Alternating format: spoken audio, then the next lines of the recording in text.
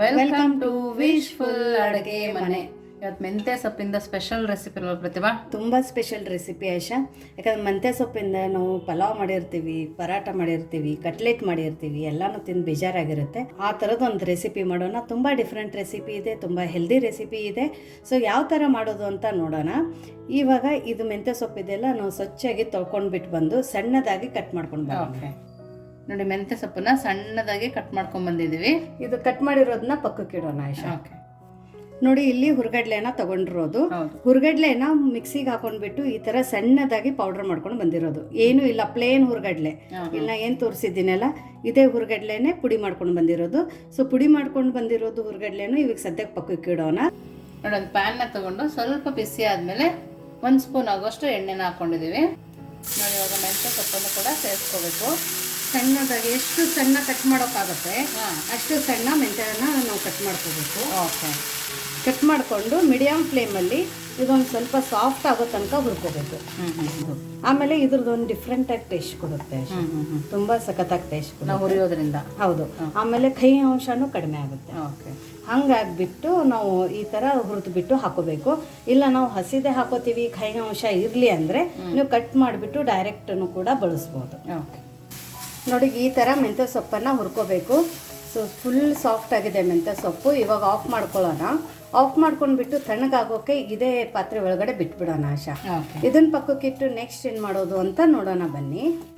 ನೋಡಿ, ಒಂದು ಬೌಲ್ ಒಳಗಡೆ ಇವಾಗ ಕಾರ್ನ್ಫ್ಲೋರನ್ನು ಹಾಕೋತಾ ಇದ್ದೀನಿ. ನೀವು ಕಾರ್ನ್ಫ್ಲೋರ್ ಯೂಸ್ ಮಾಡಲ್ಲ ಅಂದರೆ ಗೋಧಿ ಹಿಟ್ಟು ಬಳಸ್ಬೋದು ಅಥವಾ ಮೈದಾ ಹಿಟ್ಟು ಕೂಡ ಬಳಸ್ಕೋಬೋದು. ಬಟ್ ಕಾರ್ನ್ಫ್ಲೋರ್ ಹಾಕೋದ್ರಿಂದ ಒಂಥರ ಡಿಫ್ರೆಂಟ್ ಟೇಸ್ಟಾಗಿ ಬಂದು ಗರಿ ಗರಿಯಾಗಿ ಬರುತ್ತೆ ನಾವು ಮಾಡೋ ರೆಸಿಪಿ. ಹಾಗಾಗಿ ಇಲ್ಲಿ ನಾನು ಒಂದು 3 ಸ್ಪೂನಷ್ಟು ಕಾರ್ನ್ಫ್ಲೋರನ್ನು ಹಾಕೋತಾ ಇದ್ದೀನಿ. ಕ್ವಾಂಟಿಟಿನ ನೋಡಿಬಿಟ್ಟು ನೀವು ಇಲ್ಲಿ ಯೂಸ್ ಮಾಡ್ಕೋಬೋದು. ಸೊ ಇವಾಗ ಇದಕ್ಕೇನೆ ಆಯಿಷಾ, ನಾನು ಇಲ್ಲೊಂದು ಸ್ವಲ್ಪ ತುಪ್ಪನ ಮೆಲ್ಟ್ ಮಾಡಿ ಹಾಕೋತಾ ಇದ್ದೀನಿ. ನೀವು ಬೇಕಂದರೆ ಬೆಣ್ಣೆ ಕೂಡ ಹಾಕೋಬೋದು, ಬಟ್ ನಾನಿಲ್ಲಿ ತುಪ್ಪನ ಹಾಕೋತಾ ಇದ್ದೀನಿ. ತುಪ್ಪ ಹಾಕ್ಕೊಂಡು ಇದನ್ನು ನೀಟಾಗಿ ಮಿಕ್ಸ್ ಮಾಡ್ಕೋಬೇಕು. ಬೀಟ್ ಮಾಡಬೇಕಾ? ಹೌದು.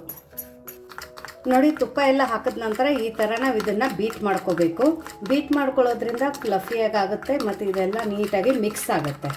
ಸೊ ನೋಡಿ, ನಮಗೆ ಈ ಕನ್ಸಿಸ್ಟೆನ್ಸಿ ಬೇಕು, ಪೋರಿಂಗ್ ಕನ್ಸಿಸ್ಟೆನ್ಸಿ. ತುಂಬ ಲೂಸ್ ಇರಬಾರ್ದು, ಸ್ವಲ್ಪ ಮೀಡಿಯಮ್ ಆಗಿಯೇ ಇರಬೇಕು. ಸೊ ಇವಾಗ ಇದು ಮಿಕ್ಸ್ ಮಾಡ್ಕೊಂಡಿರೋದನ್ನ ಪಕ್ಕಕ್ಕಿಡೋಣ. ನೋಡಿ, ಇಲ್ಲಿ ಗೋಧಿ ಹಿಟ್ಟನ್ನು ಜಡಿ ಮಾಡಿ ತೊಗೊಂಡಿರೋದು 1.5 ಕಪ್ಪದಷ್ಟು ಗೋಧಿ ಹಿಟ್ಟಿದೆ. ಯಾಕಂದರೆ ನಾವು ಇವತ್ತಿನ ತುಂಬ ಹೆಲ್ದಿ ರೆಸಿಪಿ ಮಾಡ್ತಾ ಇದ್ದೀವಿ. ನೀವು ಗೋಧಿ ಹಿಟ್ಟು ಬದಲಾಗಿ ಮೈದಾ ಕೂಡ ಯೂಸ್ ಮಾಡ್ಕೋಬೋದು. 1.5 ಕಪ್ಪು ಗೋಧಿ ಹಿಟ್ಟು ಜಡಿ ಮಾಡಿ ತೊಗೊಂಡಿರೋದು. ಇವಾಗ ಇದಕ್ಕೇನೆ ನಾವು ಹುರ್ಗಡ್ಲೆ ಏನು ಪುಡಿ ಮಾಡ್ಕೊಂಡು ಬಂದಿವಲ್ಲ, ಸೊ ಹುರ್ಗಡ್ಲೆ ಪುಡಿನ ಹಾಕೋತಾ ಇರೋದ್ರೆ, ಹುರ್ಗಡ್ಲೆ ಪುಡಿ ಇಲ್ಲ ಅಂದ್ರೂ ಇಲ್ಲಿ ನೀವು ಕಡಲೆ ಹಿಟ್ಟನ್ನು ಯೂಸ್ ಮಾಡ್ಕೋಬಹುದು. ಸೊ 1.5 ಕಪ್ ಗೋಧಿ ಹಿಟ್ಟಕ್ಕೆ ಇಲ್ಲಿ ನಾನು 2 ಟೇಬಲ್ ಸ್ಪೂನ್ ಅಷ್ಟು ಹುರ್ಗಡ್ಲೆ ಪುಡಿನ ಯೂಸ್ ಮಾಡ್ಕೋತಾ ಇದ್ದೀನಿ. ಸೊ ಹುರ್ಗಡ್ಲೆ ಪುಡಿನ ಸ್ಕಿಪ್ ಮಾಡಿ ಕಡಲೆ ಹಿಟ್ಟು ಕೂಡ ಹಾಕೋಬಹುದು. ಬಟ್ ಇದರಿಂದ ತುಂಬ ಗರಿ ಗರಿಯಾಗಿ ತುಂಬ ಸಖತ್ತಾಗಿ ಟೇಸ್ಟ್ ಬರುತ್ತೆ. ಇವಾಗ ಇಲ್ಲಿ 2 ಸ್ಪೂನ್ ಅಷ್ಟು ನಾನು ರವೆನ ತಗೊಂಡಿದ್ದೀನಿ. ಬಿಳಿ ರವೆ, ಸೂಜಿ. ಚಿರೋಟಿ ರವೆ ಇದ್ರೂ ತಗೋಬೋದು, ದಪ್ಪ ಇದ್ರೂ ತಗೋಬೋದು. ಸ್ವಲ್ಪ ಬಿಳಿ ಎಳ್ಳನ್ನು ತಗೊಂಡಿದ್ದೀನಿ. ಇವಾಗ ಒಂದು ಸ್ವಲ್ಪ ಓಂ ಕಾಳು ಕೈಯಲ್ಲಿ ಹಾಕೊಳ್ಳೋಣ. ಇದ್ರ ಜೊತೆನೆ ಇಲ್ಲಿ ಒಂದು ಸ್ವಲ್ಪ ಜೀರಿಗೆನೂ ಹಾಕೊಳ್ಳೋಣ. ಒಂದು ಅರ್ಧ ಸ್ಪೂನ್ ಇದೆ. ಎರಡೂ ಕೈಯಲ್ಲಿ ಈ ಥರ ತಿಕ್ಬಿಟ್ಟು ಹಾಕೋಬೇಕು. ಅವಾಗ ತುಂಬ ಚೆನ್ನಾಗಿ ಫ್ಲೇವರ್ ಬಿಡುತ್ತೆ. ಇವಾಗ ರುಚಿಗೆ ಉಪ್ಪನ್ನು ಹಾಕೊಳ್ಳೋಣ. ಸೋಡಾ ಆಗಲಿ ಮೊಸರಾಗಲಿ ಯಾವುದು ನಾವು ಯೂಸ್ ಮಾಡ್ತಾ ಇಲ್ಲ. ಸ್ವಲ್ಪ ಖಾರಕ್ಕೆ ಕೆಂಪು ಖಾರದ ಪುಡಿ ಹಾಕೋತಾ ಇದ್ದೀನಿ. ಇಲ್ಲಾಂದ್ರೆ ಬ್ಲ್ಯಾಕ್ ಪೆಪ್ಪರ್ ಕೂಡ ಹಾಕೋಬಹುದು. ಇದ್ರ ಬದಲು ಹಾಕೋಬಹುದು. ಇದ್ರ ಬದಲಾಗಿನೂ ಹಾಕೋಬಹುದು. ಇಲ್ಲ ಖಾರ ಜಾಸ್ತಿ ಬೇಕಂದ್ರೆ ಇದ್ರ ಜೊತೆನೂ ಹಾಕೋಬಹುದು. ಸ್ವಲ್ಪ ಧನಿಯಾ ಪೌಡರು, ಕಲರ್ಕ್ಕೆ ಒಂದು ಸ್ವಲ್ಪ ಅರಿಶಿಣದ ಪುಡಿ. ಇವಾಗ ಇದ್ರ ಒಳಗಡೆನೆ ನಾವೇನು ಮೆಂತ್ಯ ಸೊಪ್ಪು ಹುರ್ಕೊಂಡು ಇಟ್ಕೊಂಡಿದ್ವಲ್ಲ, ಆ ಮೆಂತ್ಯ ಸೊಪ್ಪನ್ನ ಇದ್ರ ಒಳಗಡೆ ಹಾಕೊಳ್ಳೋಣ. ಇಷ್ಟನ್ನು ಹಾಕಿ ಇದು ಫಸ್ಟ್ ನೀಟಾಗಿ ಎಲ್ಲ ಮಿಕ್ಸ್ ಮಾಡ್ಕೊಳ್ಳೋಣ.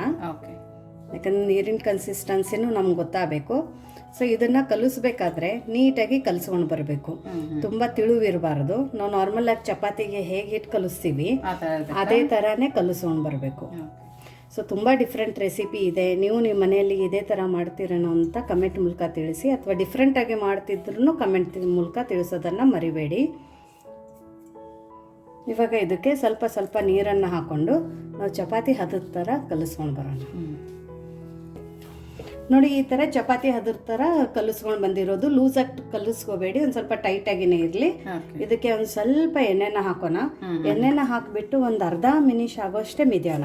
ಇಲ್ಲ ನಿಮ್ಮ ಹತ್ರ ಟೈಮ್ ಇದೆ ಅಂದರೆ ಒಂದು 10 ನಿಮಿಷ ನೆನೆಸಿಡ್ಬೋದು. ಬಟ್ ನಾನು ಇವಾಗ ದಿಢೀರ್ ಅಂತಾನೆ ಮಾಡ್ತಾ ಇದ್ದೀನಿ, ಹಾಗಾಗಿ ನೆನೆಸಿಡಲ್ಲ. ಅದಕ್ಕೋಸ್ಕರ ಒಂದು ಸ್ವಲ್ಪ ಕೈಯಲ್ಲಿ ಜಾಸ್ತಿ ಹೊತ್ತು ನಾವು ಮಿತ್ತರೆ ಕೈಯಲ್ಲಿನೇ ಹಿಟ್ಟು ಚೆನ್ನಾಗಿ ಸಾಫ್ಟ್ ಆಗುತ್ತೆ.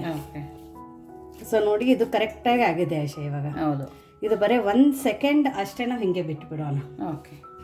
ನೋಡಿ ಒಂದು ಚಿಕ್ಕದಾಗಿ ಉಂಡೆನ ಮಾಡ್ಕೊಂಡಿರೋದು. ನಾವು ಚಪಾತಿಗೆಲ್ಲ ತಗೋತೀವಲ್ಲ ಆ ಥರ ಒಂದು ಉಂಡೆನ ತಗೊಂಡು ಒಂದು ಸ್ವಲ್ಪ ಗೋಧಿ ಹಿಟ್ಟನ್ನು ಸ್ಪ್ರಿಂಕಲ್ ಮಾಡಿಬಿಟ್ಟು ತುಂಬ ತೆಳು ಲಟ್ಟಿಸ್ಬೇಕು. ಓಕೆ, ಜಾಸ್ತಿ ತೆಳುನೇ ಇರಬೇಕಾ? ಜಾಸ್ತಿ ತೆಳು ಎಷ್ಟಾಗುತ್ತೆ ಅಷ್ಟು. ಸೊ ಇದನ್ನು ನಾವು ತೆಳುವಾಗಿ ಲಟ್ಟಿಸ್ಕೊಂಡು ಬರೋಣ. ಸೊ ನೋಡಿ ಇಷ್ಟು ತೆಳುವಾಗಿ ಲಟ್ಟಿಸ್ಕೊಂಡು ಬಂದಿರೋದು ಇಷ್ಟು ದೊಡ್ಡದಾಗಿ ಆಗುತ್ತೆ ಅದು ಚಪಾತಿ ಆಶಾ. ಎಷ್ಟೊಂದು ಚೆನ್ನಾಗಿದೆ, ತುಂಬ ಚೆನ್ನಾಗಾಗಿದೆ. ಸೊ ಇವಾಗ ನಾವು ಇದಕ್ಕೆ ನಾವು ಮಾಡ್ಕೊಂಡು ಇಟ್ಕೊಂಡಿದ್ವಲ್ಲ ಆಶಾ, ಓಕೆ, ಕಾರ್ನ್ಫ್ಲೋರ್ದು ಪೇಸ್ಟ್ ಅದನ್ನು ಹಚ್ಕೋಬೇಕು ಈ ಥರ ಎಲ್ಲ ಅವಾಗ ಬಿಡಿ ಬಿಡಿ. ಹೌದು, ಯಾಕಂದರೆ ಬಿಡಿ ಬಿಡಿಯಾಗಿ ಆಗುತ್ತೆ ಆಶಾ ಎಲ್ಲ ಕಡೆ. ತುಂಬ ಚೆನ್ನಾಗಾಗುತ್ತೆ ನಾವು ಮಾಡೋ ರೆಸಿಪಿ. ಇದಕ್ಕೆ ಮೇಥಿ ಮಟ್ರಿ ಅಂತಾರೆ ಆಶಾ, ನಮ್ಮ ಸೈಡ್ ಇದು ಮಹಾರಾಷ್ಟ್ರದ ಭಾರಿ ಫೇಮಸ್ ಇದು. ಸೊ ನಾವು ಏನು ಮಾಡ್ತೀವಿ, ಮೆಂತೆಪಲ್ಲಿ ಸೀಸನಲ್ಲಿ ಮಕ್ಕಳಿಗೆ ಈ ಥರ ಡಿಫ್ರೆಂಟಾಗಿ ಬೇಕಲ್ಲ, ಒಂದು ಸರ್ತಿ ಮಾಡಿಬಿಟ್ಟು ಸ್ಟೋರ್ ಮಾಡಿ ಇಡೋದು. ಸೊ ಇಷ್ಟು ಮಾಡಿಬಿಟ್ಟು ಇದನ್ನು ರೌಂಡಾಗಿ ನಾವು ರೋಲ್ ಮಾಡ್ಕೋಬೇಕು ನೀಟಾಗಿ ಈ ಥರ. ಸೊ ಇದೇ ಥರ ನಾನು ಇಲ್ಲಿ ಇನ್ನೊಂದನ್ನು ಮಾಡ್ಕೊಂಡಿದ್ದೀನಿ.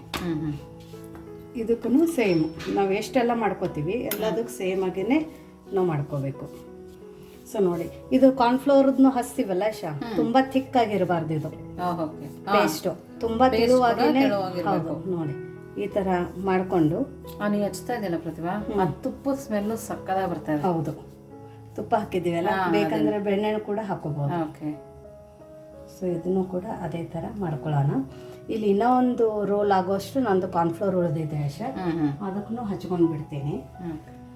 ಸೊ ನೋಡಿ ಎಷ್ಟೆಲ್ಲ ಮಾಡಿದ್ರು ಇದೇ ಥರ ಮಾಡ್ಕೋಬೇಕು. ಸೊ ನೋಡಿ ಇದನ್ನು ಅದೇ ಥರ ಹಚ್ಕೊಂಡಿರೋದು, ಇದನ್ನು ಕೂಡ ರೋಲ್ ಮಾಡ್ಕೊಳ್ಳೋಣ. ಅಕಸ್ಮಾತ್ ಹಿಟ್ಟು ಉಳಿದಿದೆ, ನಮ್ಮ ಕಾರ್ನ್ಫ್ಲವರ್ ಸ್ಟಫಿಂಗ್ ಖಾಲಿ ಆಗಿದೆ ಅಂದ್ರೂ ಆಶಾ, ಅದನ್ನು ನೀವು ಪರಾಟ ಥರ ಲಟ್ಟಿಸ್ಕೊಂಡು ಅಥವಾ ಪುರಿ ಥರ ಲಟ್ಟಿಸ್ಕೊಂಡು ತಿನ್ಬೋದು. ಸೊ ನೋಡಿ ನಮ್ದೆಲ್ಲ ಇದು ರೋಲ್ ಆಗಿದೆ ನೋಡಿ, ಎಲ್ಲದನ್ನು ಅದೇ ಥರ ರೋಲ್ ಮಾಡ್ಕೊಂಡು ಬಂದಿರೋದು. ಸೊ ಇವಾಗ ಇದು ಒಂದೊಂದು ರೋಲನ್ನು ತಗೊಳ್ಳೋಣ. ನೋಡಿ ಎಲ್ಲನೂ ತಗೊಂಡು ಒಂದು ಸರ್ತಿ ಈ ಥರ ರೋಲ್ ಮಾಡ್ಕೊಳ್ಳಿ. ಜಾಸ್ತಿ ಪ್ರೆಷರ್ ಹಾಕೋಂಗಿಲ್ಲ, ಲೈಟಾಗಿನೇ ಮಾಡ್ಕೋಬೇಕು. ಮಾಡ್ಕೊಂಡ್ಬಿಟ್ಟು ನಾನು ಇವಾಗ ಇಲ್ಲಿ ಮಧ್ಯದಲ್ಲಿ ಕಟ್ ಮಾಡ್ತೀನಿ, ನೀವು ಸ್ಟಾರ್ಟಿಂಗಿಂದನೂ ಕಟ್ ಮಾಡ್ಕೋಬೋದು. ನೋಡಿ ಈ ಥರ ಕಟ್ ಮಾಡ್ಕೋಬೇಕು ನಾವು ಇಷ್ಟು ಸೈಜಲ್ಲಿ.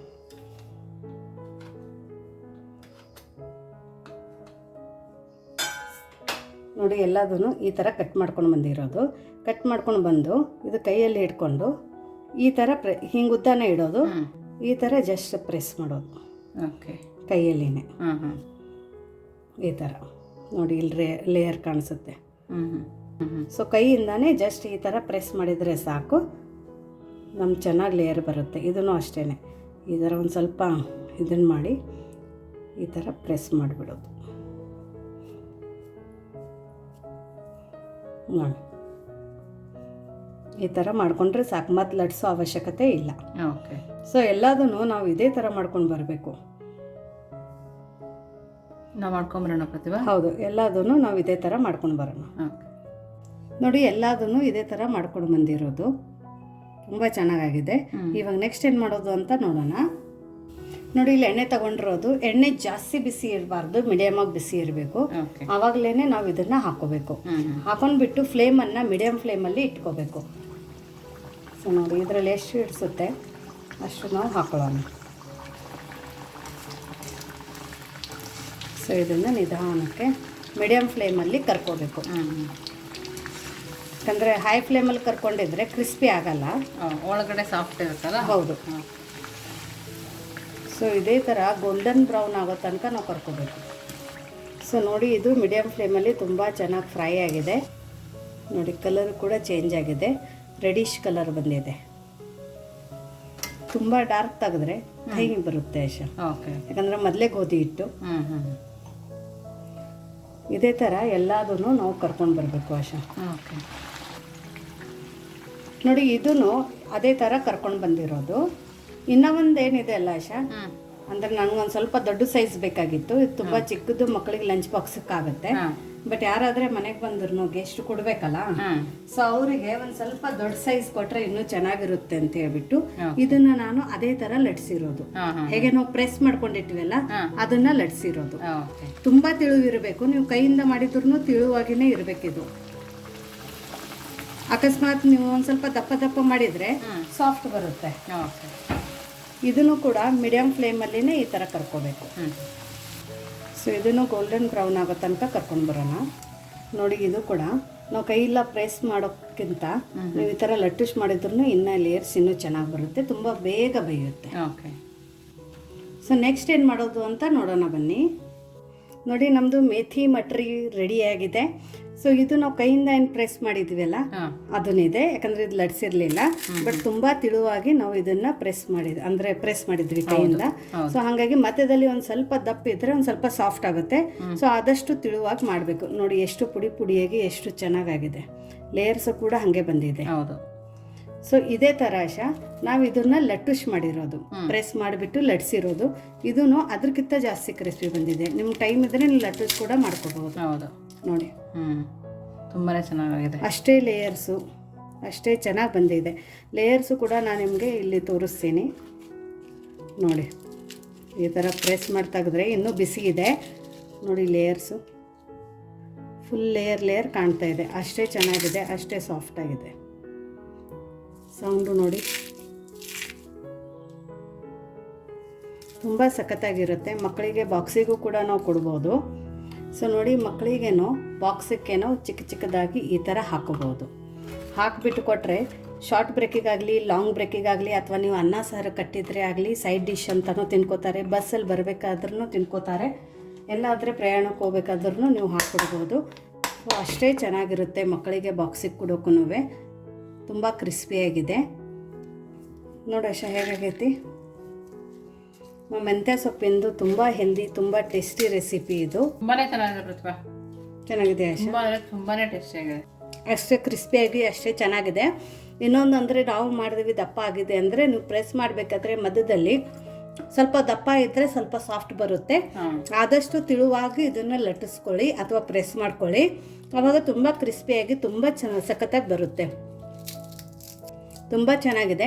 ನಿಮಗೆ ಇವತ್ತಿಂದ ಈ ರೆಸಿಪಿ ಹೇಗೆ ಅನ್ನಿಸ್ತು ಅಂತ ಕಮೆಂಟ್ ಮೂಲಕ ತಿಳಿಸೋದನ್ನು ಮರಿಬೇಡಿ. ಇನ್ನೂ ನೀವು ನಮ್ಮದು ವಾಟ್ಸಪ್ ಗ್ರೂಪ್ ಲಿಂಕನ್ನು ಜಾಯ್ನ್ ಆಗಿಲ್ಲ ಅಂದರೆ ಡಿಸ್ಕ್ರಿಪ್ಷನ್ ಬಾಕ್ಸಲ್ಲಿ ವಿಶ್ಫುಲ್ ಅಡುಗೆ ಮನೆ ವಾಟ್ಸಪ್ ಗ್ರೂಪ್ ಲಿಂಕನ್ನು ಕೊಟ್ಟಿದ್ದೀನಿ. ಆ ಲಿಂಕ್ ಮೇಲೆ ಪ್ರೆಸ್ ಮಾಡಿದರೆ ಸಾಕು, ನೀವು ನಮ್ಮ ಜೊತೆ ಕನೆಕ್ಟ್ ಆಗ್ತೀರಾ.